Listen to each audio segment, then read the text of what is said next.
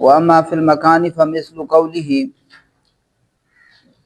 أَنْتِ طَالِقٌ فِي الدَّارِ وَفِي مَكَّةَ يَكُونُ ذَلِكَ طَلَاقًا عَلَى الْإِطْلَاقِ فِي جَمِيعِ الْأَمَاكِنِ۔ ہم بات پڑھ رہے ہیں کلمہ فی کی۔ فی ظرفیت کے لیے آتا ہے، فی ظرفیت کے لیے آتا ہے، اور یہ استعمال ہوتا ہے ظرف زمان میں، ظرف مکان میں، اور فعل لغوی یعنی مصدر میں بھی۔ ظرف زمان میں فی داخل ہو تو اس میں اختلاف ہے۔ صاحبین فرماتے ہیں کہ ما بعد ما قبل کے لیے کیا بنے گا؟ معیار بنے گا۔ اور امام اعظم فرماتے ہیں کہ فی جب مذکور ہو ظرف بنے گا۔ کیا بنے گا؟ ظرف بنے گا۔ تو فی ظرفیت کے لیے آتا ہے، اور یہ استعمال ہوتا ہے ظرف زمان، مکان اور فعل لغوی یعنی مصدر میں۔ اور فی ظرف زمان پر داخل ہو تو اس میں اختلاف ہے۔ صاحبین کے فرماتے ہیں کہ جب فی داخل ہو تو ما بعد ما قبل کے لیے کیا ہوگا؟ معیار ہوگا۔ اور امام اعظم فرماتے ہیں کہ جب فی داخل ہو تو امام اعظم فرماتے ہیں کہ وہ ما بعد ما قبل کے لیے کیا بنے گا؟ ظرف بنے گا۔ اب یہاں سے آگے بیان کر رہے ہیں کہ فی کو مکان میں داخل کریں کہ تو مسئلے کی صورت کیا ہوگی؟ فی کو مکان میں داخل کریں تو مسئلے کی صورت کیا ہوگی؟ کسی نے یوں کہا انت طالق فی الداری، یا یوں کہتا انت طالق فی مکہ دا۔ یہاں پر کلمہ فی ظرف مکان پر داخل ہوا، اور ایسی چیز کے لیے استعمال کیا جائے جو کسی مکان کے ساتھ خاص نہیں ہوتی۔ کلمہ فی جو ہے ظرف مکان پر داخل ہو اور ایسی چیز پر استعمال کیا جائے جو کسی مکان کے ساتھ خاص نہیں ہوتی، تو فی ظرفیت کے معنی کا فائدہ نہیں دے گا، بلکہ ظرفیت والا معنی جو ہے وہ لغو ہو جائے گا۔ ظرفیت والا معنی لغو ہو جائے گا۔ مثلا اس طرح کہتا انت طالق فی الداری کہ تو طلاق والی ہے گھر میں، یا انت طالق فی مکہ تا تو طلاق والی ہے مکہ میں، جی تو فی کا معنی لغو ہو جائے گا، ظرفیت والا معنی لغو ہو جائے گا، اور طلاق فوراً واقع ہو جائے گی۔ دونوں صورتوں میں، تمام جگہوں میں جہاں بھی ہو، دونوں صورتوں میں فی مکہ تا کہا یا فی الدار کہا تو دونوں صورتوں میں طلاق واقع ہو جائے گی، تمام جگہوں میں جہاں بھی ہو۔ کیونکہ طلاق جو ہے کسی مکان کے ساتھ خاص نہیں ہے، طلاق کسی مکان کے ساتھ خاص نہیں ہے کہ اس مکان میں ہو تو طلاق والی ہے، اس سے باہر نکلے تو طلاق والی نہیں، ٹھیک ہے۔ یا اسی طرح کا فی مکہ تھا، تو اب یہ طلاق مکہ کے ساتھ خاص نہیں ہے کہ مکہ میں ہو تو طلاق والی ہے، مکہ سے باہر ہو تو طلاق والی نہ ہو۔ تو اب ایسی چیز کے ساتھ استعمال کیا، فی کو ایسی چیز کے لیے استعمال کیا جائے جو کسی مکان کے ساتھ خاص نہیں ہوتی، تو فی کا ظرفیت والا معنی جو ہے وہ لغو ہو جائے گا۔ وَأَمَّا فِي الْمَكَانِ، اور باقی فی کا استعمال مکان میں اور باقی رہا مکان میں استعمال، فَمِثْلُ قَوْلِهِ، تو اس کی مثال کہنے والے کے اس قول میں ہے، فَمِثْلُ قَوْلِهِ، تو اس کی مثل قَوْلِهِ، کہنے والے کا قول، انت طالق فی الداری، تو طلاق والی ہے گھر میں، او فی مکہ تا، یعنی انت طالق فی مکہ تا، یکون ذالک طلاقا علی الاطلاق فی جمیع الاماکن، تو اس کہنے سے طلاق جو ہے علی الاطلاق واقع ہو جائے گی، تو اس کے کہنے سے طلاقا علی الاطلاق، طلاق واقع ہو جائے گی علی الاطلاق مطلق طور پر، فی جمیع الاماکن، ساری جگہوں میں، تمام جگہوں میں۔ وَبِاعْتِبَارِ مَعْنَى الظَّرْفِيَّةِ قُلْنَا إِذَا حَلَفَ عَلَى فِعْلٍ وَأَضَافَهُ إِلَى زَمَانٍ أَوْ مَكَانٍ فَإِنْ كَانَ الْفِعْلُ مِمَّا يَتِمُّ بِالْفَاعِلِ يُشْتَرَطُ كَوْنُ الْفَاعِلِ فِي ذَلِكَ الزَّمَانِ أَوِ الْمَكَانِ، وَإِنْ كَانَ الْفِعْلُ يَتَعَدَّى إِلَى مَحَلٍّ يُشْتَرَطُ كَوْنُ الْمَحَلِّ فِي ذَلِكَ الزَّمَانِ وَالْمَكَانِ۔ اب فی جو ہے زمانے پر یا مکان پر جب داخل کریں، فی زمانے پر یا مکان پر جب داخل کریں تو ما قبل فعل کو دیکھیں گے۔ کس کو دیکھیں گے؟ ما قبل فعل کو دیکھیں گے۔ اور فعل دو قسم پر ہے، ایک وہ فعل ہے جو فاعل کے ساتھ تمام ہو جاتا ہے، فاعل کے ساتھ تام ہو جاتا ہے اور مفعول کے وجود کی ضرورت نہیں ہوتی، اور ایک وہ فعل ہے جو فاعل پر تام نہیں ہوتا بلکہ مفعول کا تقاضا کرتا ہے۔ کس کا تقاضا کرتا ہے؟ مفعول کا تقاضا کرتا ہے۔ مثلا یہ گالی دینا ہے، جیسے کسی نے گالی دی کہ شتمت زیدن، میں نے زید کو گالی دی۔ اب یہ فعل جو ہے زید کے وجود پر موقوف نہیں ہے کہ زید ہوگا تو گالی ہوگی، زید نہیں تو گالی بھی نہیں، ایسا نہیں ہے، بلکہ زید وہاں ہو یا نہ ہو، گالی دیں تو گالی کا فعل پایا جائے گا۔ اب آپ کراچی میں ہیں، زید لاہور میں ہے، آپ گالی دیتے ہیں تو گالی کا فعل تو پایا جائے گا، زید کا یہاں ہونا ضروری نہیں ہے۔ تو زید چاہے لاہور میں بیٹھا ہو یا یہاں کراچی میں بیٹھا ہو، گالی دیں تو گالی کا فعل، تو یہ فعل پایا گیا۔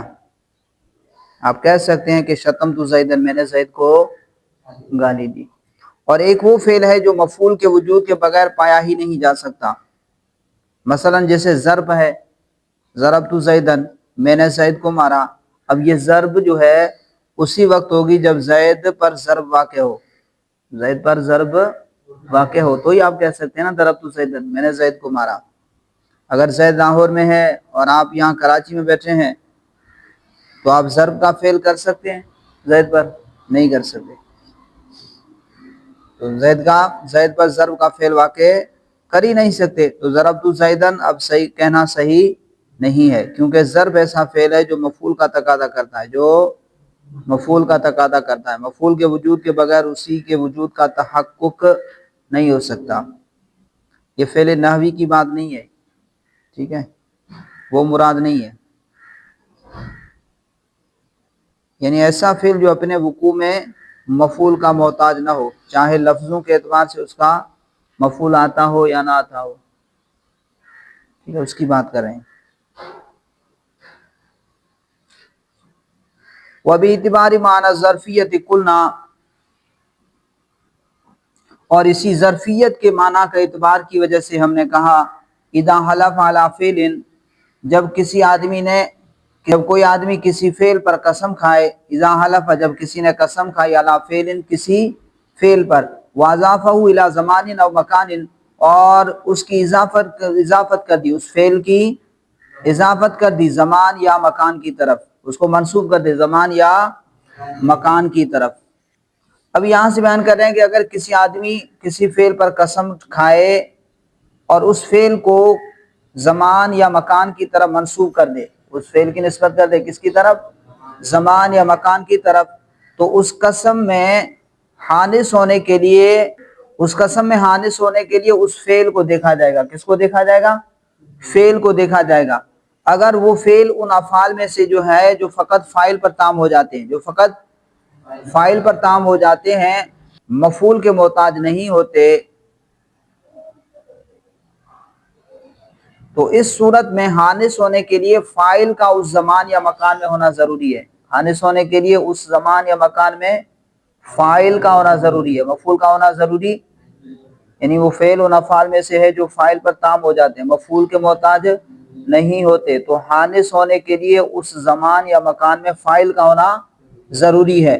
اور اگر وہ فعل ایسے افعال میں سے ہے جو تنہا فاعل پر تام نہیں ہوتے بلکہ محل یعنی مفعول کے محتاج ہوتے ہیں، جی، تو اس صورت میں حالف قسم اٹھانے والے کے حانث ہونے کے لیے اس زمان یا مکان میں مفعول کا ہونا ضروری ہے، اس زمان یا مکان میں مفعول کا ہونا ضروری ہے۔ ابھی یہ ساری چیزیں متن میں آ رہی ہیں، دیکھیں، وَبِاعْتِبَارِ مَعْنَى الظَّرْفِيَّةِ قُلْنَا، اور اسی ظرفیت کے معنی کے اعتبار کی وجہ سے قلنا ہم نے کہا، اذا حلف علی فعل، جب کسی شخص نے قسم کھائی علی فعل، کسی فعل پر، واضافہ الی زمان او مکان، اور اس کی اضافت کر دی الی زمان او مکان، اس فعل کی اضافت کر دی زمان یا مکان کی طرف، فإن كان الفعل مما يتم بالفاعل، پس اگر وہ فعل ان افعال میں سے ہے مما یتم بالفاعل، جو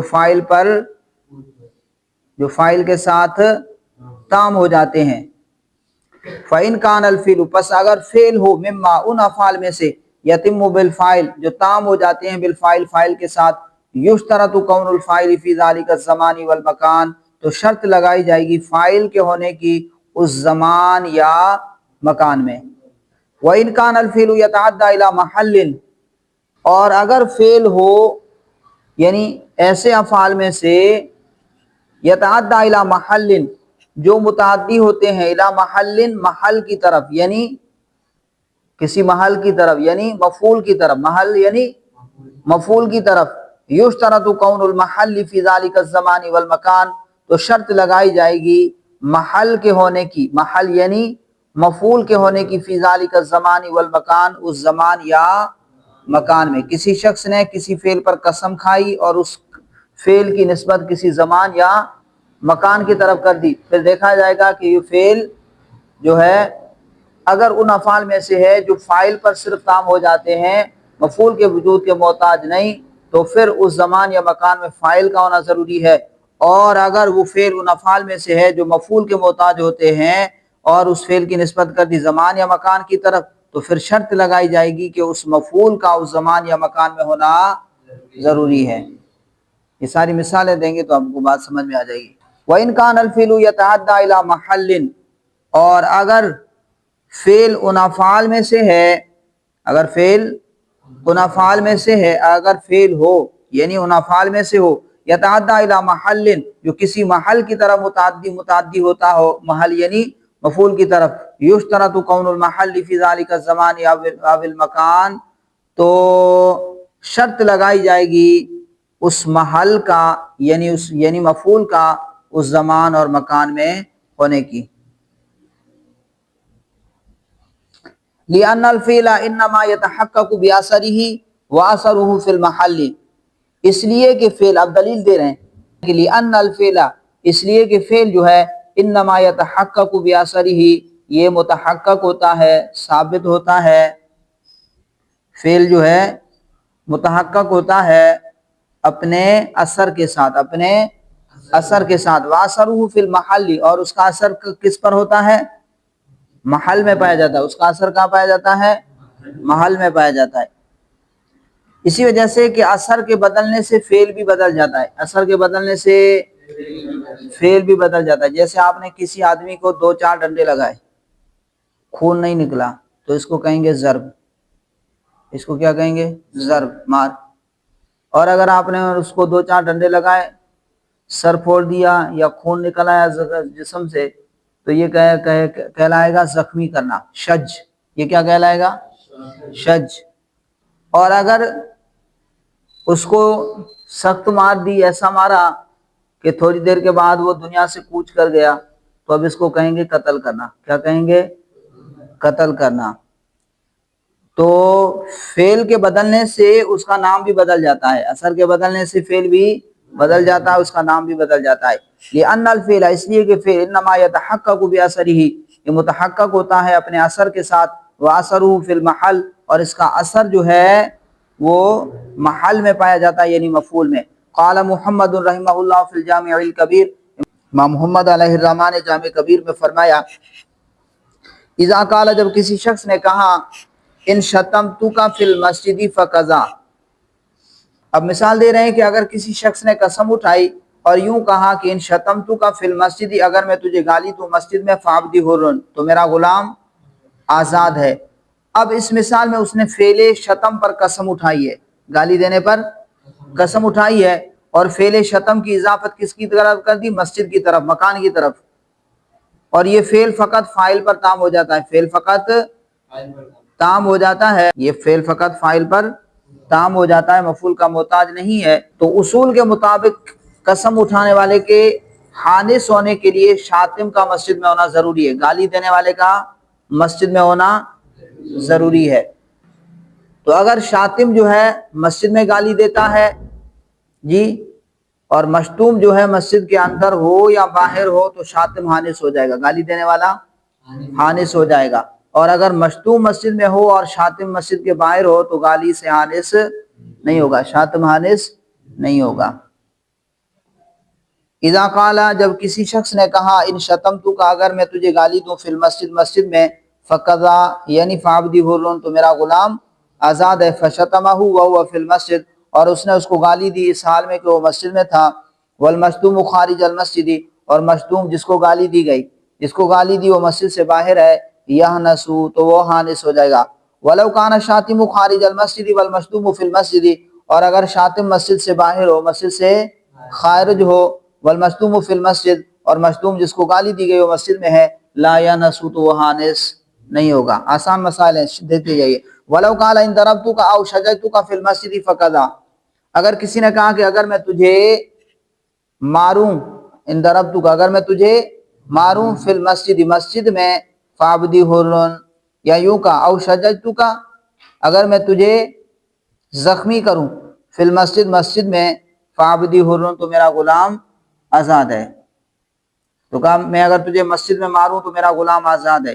اب اس نے قسم اٹھائی فعل ضرب کی، اور فعل ضرب کی نسبت کی مسجد کی طرف، مکان کی، مکان ہے نا مسجد کی طرف، اور فعل ضرب جو ہے فقط فاعل پر تام نہیں ہوتا بلکہ مفعول کا محتاج ہوتا ہے۔ یہ کیا ہے؟ مفعول کا محتاج ہے۔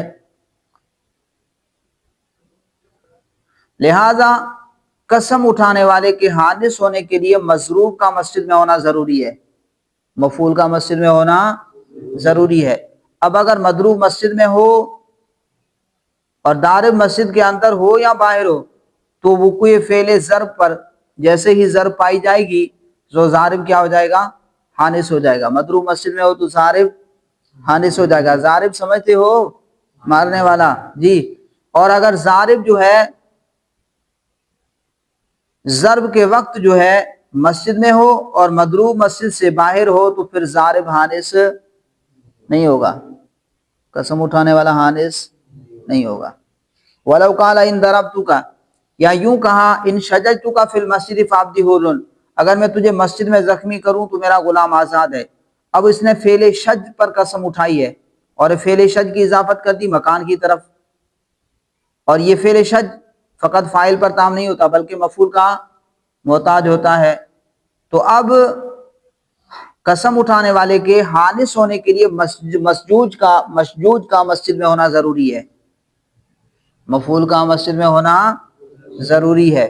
اگر مسجوج جو ہے مسجد میں ہو اور جو ہے شاج گالی دینے والا وہ مسجد میں ہو یا نہ ہو، شاج حانث ہو جائے گا، زخمی کرنے والا حانث ہو جائے گا۔ اور اگر شاج جو ہے مسجد میں ہے اور مسجوج مسجد کے باہر ہے تو شاج حانث نہیں ہوگا۔ وَلَوْ قَالَ إِن ضَرَبْتُكَ فِي الْمَسْجِدِ فَعَبْدِ حُرٌ، یا یوں کا ان ضربتک فی المسجد ان شجرتک فی المسجد فعبدی حر، یہ اس کے فقضا کی جگہ قضا کنایا ہے نا، تو اس کی جگہ پر فعبدی لگا دیں۔ ان ضربتک فی المسجد فعبدی حر ان شجرتک فی المسجد فعبدی حر۔ یشترط کون المضروب والمشجوج فی المسجد، تو شرط لگائی جائے گی مضروب اور مشجوج کے ہونے کی فی المسجد، مسجد میں، تو شرط لگائی جائے گی کس کی؟ مضروب اور مسجوج کے مسجد میں ہونے کی۔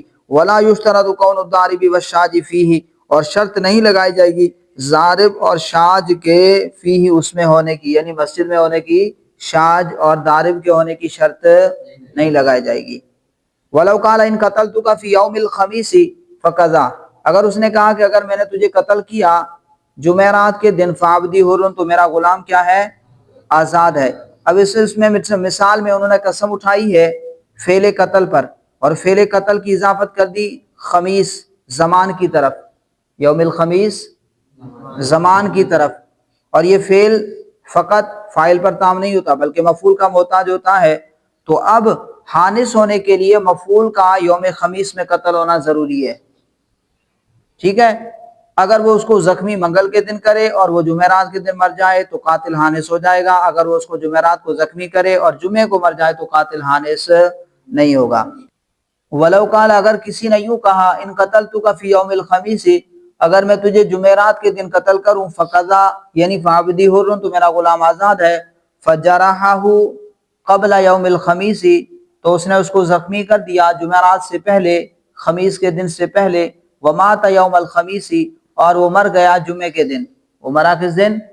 جمعے کے دن، یا نسو، تو وہ حانث ہو جائے گا، حالف قسم اٹھانے والا حانث ہو جائے گا۔ ولو جرحہ یوم الخمیس، اور اگر اس کو زخمی کیا خمیس کے دن، جمعرات کے دن، ومات یوم الجمعہ، اور وہ مرا ہے جمعے کے دن، لا یحنسو تو وہ قاتل حانس نہیں ہوگا۔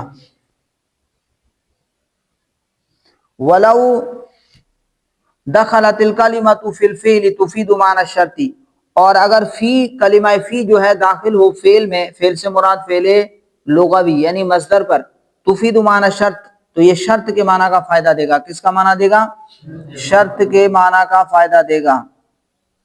فعل لغوی یعنی مصدر میں داخل ہو تو اس صورت میں فی ظرفیت کے معنی کا فائدہ نہیں دے گا، بلکہ مجازن شرط کے معنی کا فائدہ دے گا، اس لیے کہ جس طرح ظرف اور مظروف میں اتصال اور مقارنت ہوتی ہے، اسی طرح شرط اور مشروط